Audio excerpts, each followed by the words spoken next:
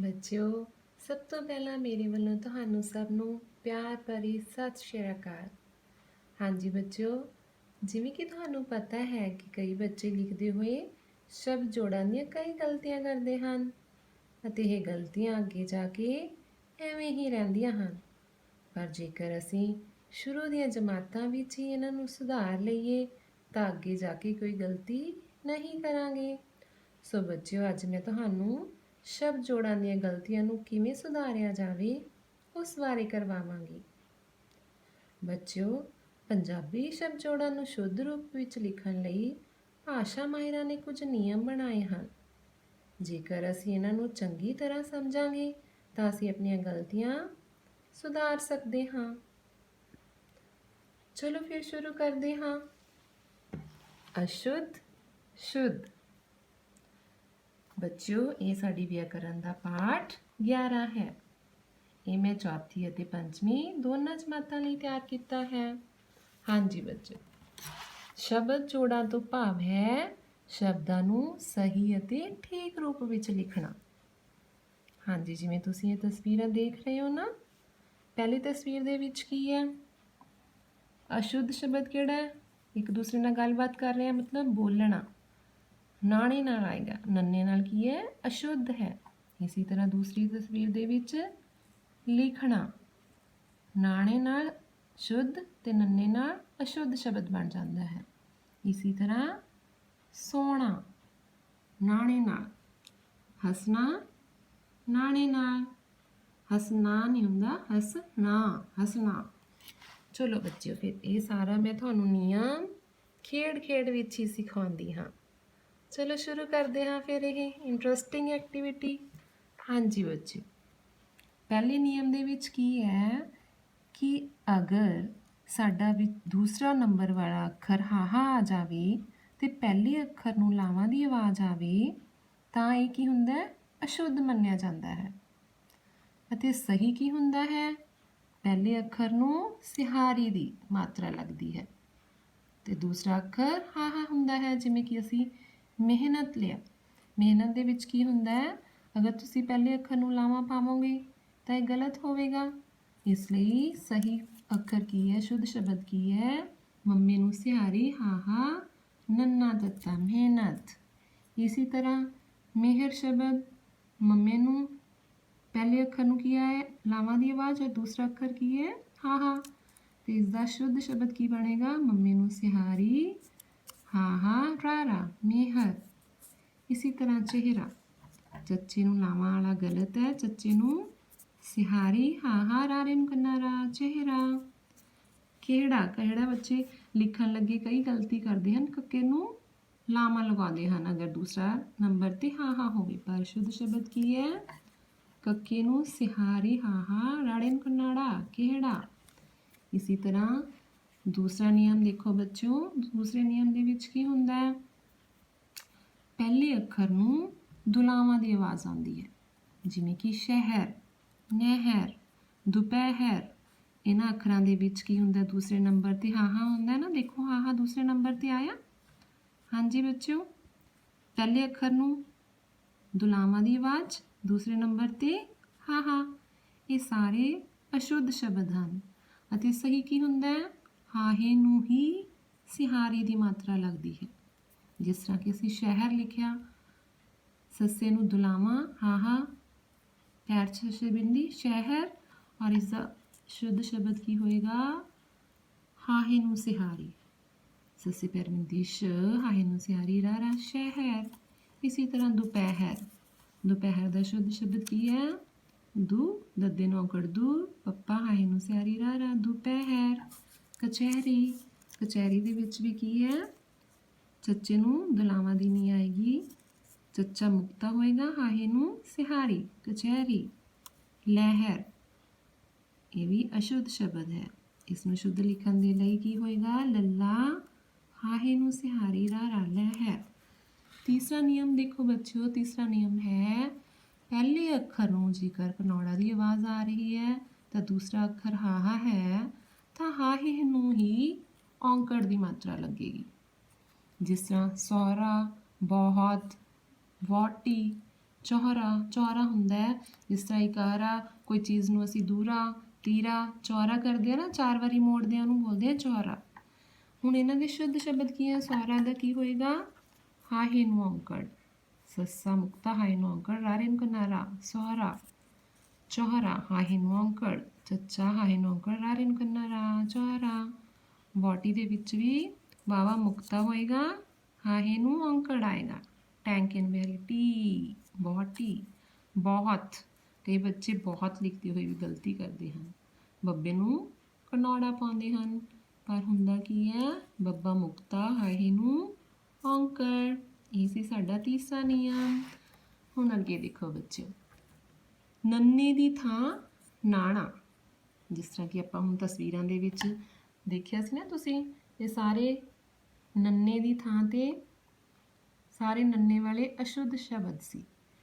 ਅਸ਼ੁੱਧ ਕਿਵੇਂ ਸ਼ੁੱਧ ਕਿਵੇਂ ਬਣਦੇ ਆ? ਨਾਣੇ ਨਾਲ। ਇਸੇ ਤਰ੍ਹਾਂ ਇਸ ਦੇ ਵਿੱਚ ਹੈ, ਜਿਸ ਤਰ੍ਹਾਂ ਕਿ ਦੱਸਣਾ, ਮੱਖਣ, ਪਾਣੀ, ਜਾਣਾ, ਇਹ ਸਾਰੇ ਕੀ ਹੈ? ਅਸ਼ੁੱਧ ਸ਼ਬਦ ਨੇ, ਜਿਹੜੇ ਬੋਲਣ ਦੇ ਵਿੱਚ ਵੀ ਸਾਨੂੰ ਅਸ਼ੁੱਧ ਲੱਗਦੇ ਹਨ, ਪਰ ਇਹਨਾਂ ਦੇ ਸਹੀ ਕੀ ਹੋਣਗੇ? ਨਾਣੇ ਦੇ ਨਾਲ। ਮੱਖਣ, ਮੱਖਣ, ਮੰਮੀ ਤੇ ਅਦਰ ਖੱਖਾ ਨਾਣਾ, ਮੱਖਣ। ਜਾਣਾ, ਜੱਜੇ ਨੂੰ ਕਰਨਾ ਜਾ, ਨਾਣੇ ਨੂੰ ਕਰਨਾ ਨਾ, ਜਾਣਾ।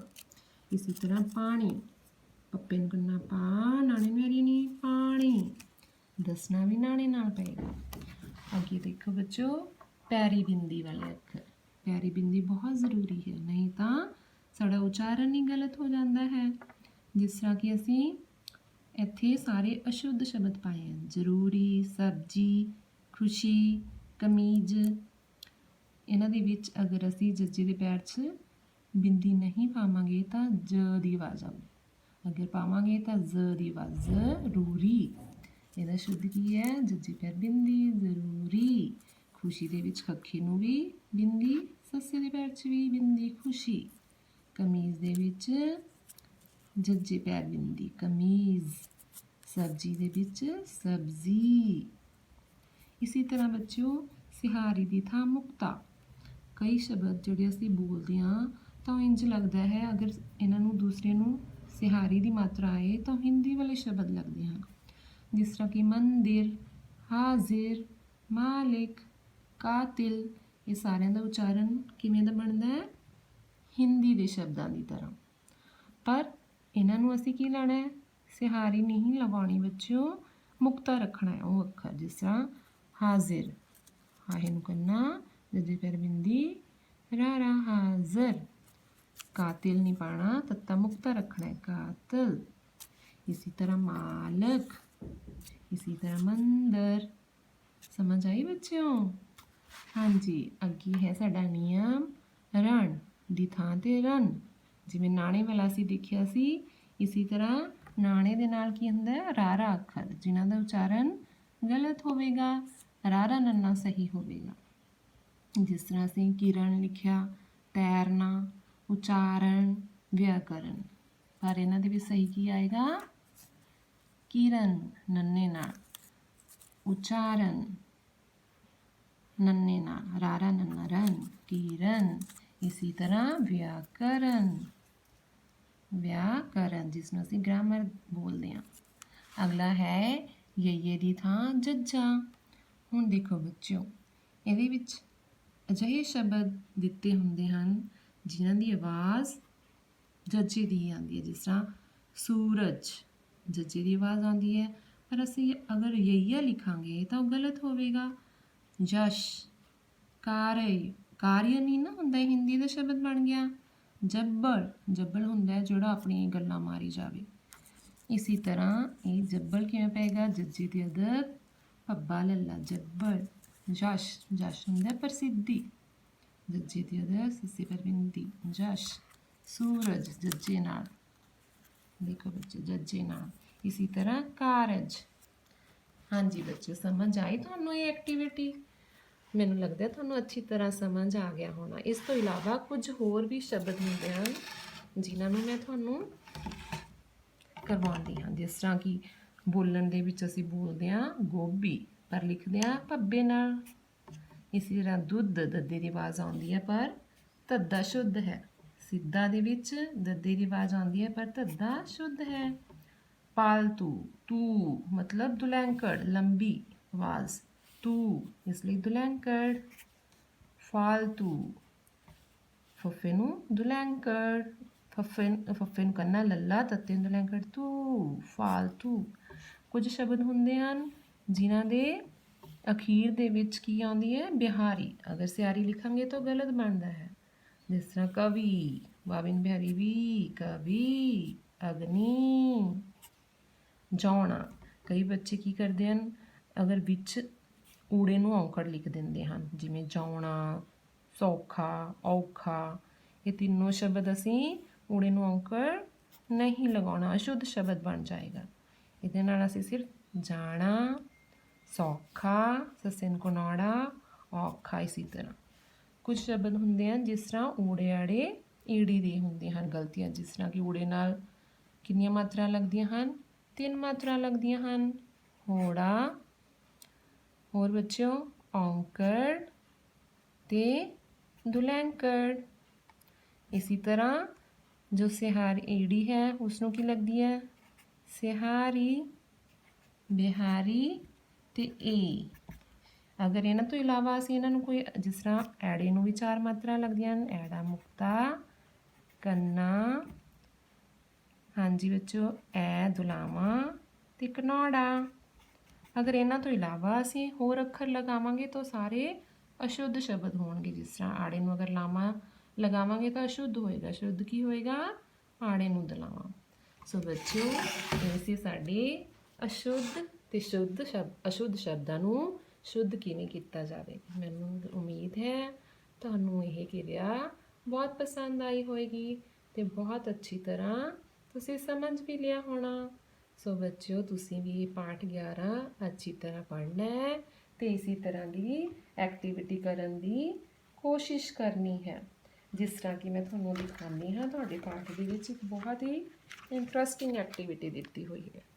ਦੇਖੋ ਬੱਚਿਓ, ਇਹਦੇ ਵਿੱਚ ਕੀ ਹੈ? ਚਿੱਤਰ ਵੇਖੋ ਤੇ ਬੋਰਡ ਵਿੱਚ ਕੋਈ 10 ਸ਼ਬਦ ਚੁਣ ਕੇ ਲਿਖਣੇ ਆ। ਜਿਸ ਤਰ੍ਹਾਂ ਇਹ ਤਸਵੀਰ ਦਿੱਤੀ ਹੈ, ਇਹਦੇ ਵਿੱਚੋਂ ਤੁਸੀਂ ਸਹੀ ਸ਼ਬਦ ਚੁਣਨੇ ਆ।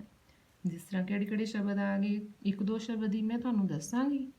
ਹਾਂਜੀ, ਕਮੀਜ਼, ਹਾਂਜੀ ਬੂਟ, ਹਾਂਜੀ ਬੁਰਸ਼, ਬਾਲਟੀ, ਬਾਕੀ ਤੁਸੀਂ ਲੱਭਣੇ।